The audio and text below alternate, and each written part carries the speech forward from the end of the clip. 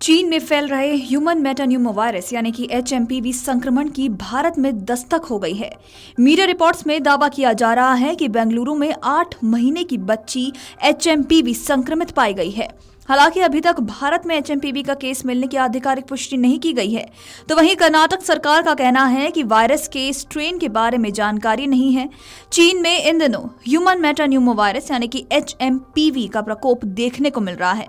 Virus से बड़ी संख्या में लोगों की जान जाने की भी खबरें सामने आ रही हैं और इसे लेकर भारत में भी स्वास्थ्य मंत्रालय ने कड़ी निगरानी शुरू कर दी है। कई राज्यों ने एडवाइजरी और अलर्ट भी जारी किया है। इसके साथ ही भारत में HMPV वायरस जैसा पहला केस सामने आने की खबर है। मीडिया रिपोर्ट्स के मुताबिक बेंगलुरु में बैप्टिस्ट अस्पताल में एक 8 महीने की बच्ची में HMPV वायरस जैसे लक्षण पाए गए हैं। हालांकि बच्ची में संक्रमण की पुष्टि एक निजी लैब में हुई है और कर्नाटक के स्वास्थ्य विभाग का कहना है कि उनकी प्रयोगशाला में नमूने की जांच नहीं हुई है।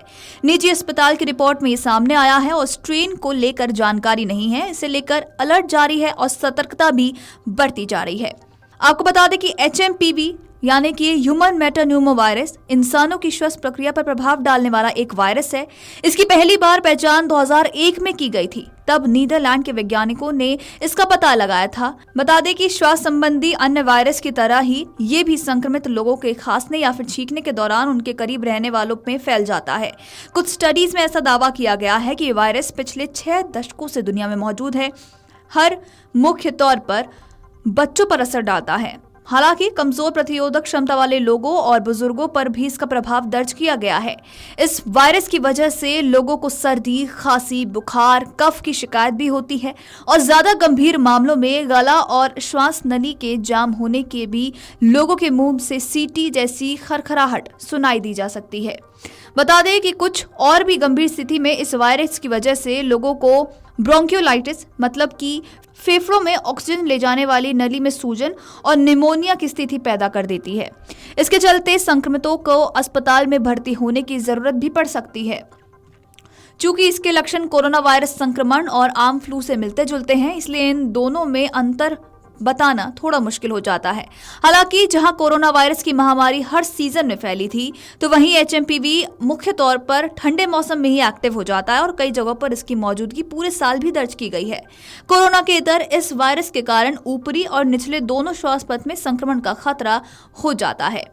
आपको बता दें कि सामान्य मामलों में इस वायरस का असर 3 से 5 दिन तक रहता है और मौजूदा समय में ह्यूमन मेटान्यूमो वायरस से बचाव के लिए कोई भी टीका यानी कि कोई भी वैक्सीन फिलहाल मौजूद नहीं है। इसके अलावा एंटीवायरल दवाइयों का प्रयोग इस पर असर नहीं डालता।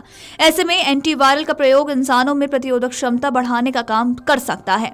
इस वायरस से जूझ रहे लोगों के लक्षण हल्का करने के लिए कुछ दवाएं भी दी जा सकती हैं। हालांकि वायरस को खत्म करने लायक उपचार अभी मौजूद नहीं है। इसी बीच आपको बता दें कि चीन में फैल रहे HMPV का संक्रमण अब भारत में भी दस्तक दे चुका है। रिपोर्ट्स में ऐसा दावा किया जा रहा है कि बेंगलुरु में इसका पहला पेशेंट जो कि एक 8 महीने की बच्ची है वो पाई गई है। वो इस वायरस से संक्रमित बताई जा रही है। हालांकि अभी तक भारत में HMPV का केस मिलने की कोई भी आधिकारिक पुष्टि नहीं की गई है और कर्नाटक सरकार का भी कहना है कि वायरस के स्ट्रेन के बारे में जानकारी नहीं है।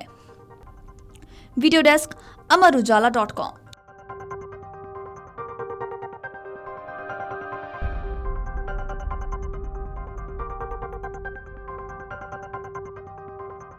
अमर उजाला जीवांजलि के सारथी की मदद लें और महाकुंभ में स्नान जरूर करें।